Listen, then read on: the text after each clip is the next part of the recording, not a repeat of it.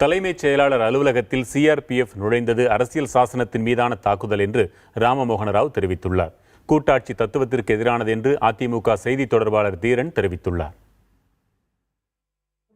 I was under house arrest. The Chief Secretary of Tamil Nadu is a constitutional assault. It is a constitutional assault on the office of the Chief Secretary.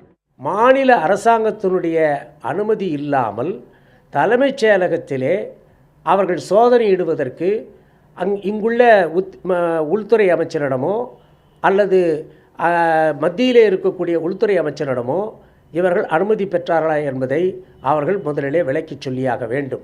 மத்திய அரசாங்கமானது மத்தியிலே இருக்கக்கூடியவர்களுக்கு ஒரு விதமான நடவடிக்கையாகவும் மாநிலத்திலே இருக்கக்கூடியவர்கள் மீது ஒரு விதமான நடவடிக்கையாகவும் இப்படி பாரபட்சமான முறையிலே நடந்து கொள்கிறது என்பதுதான் எங்களுடைய கருத்து.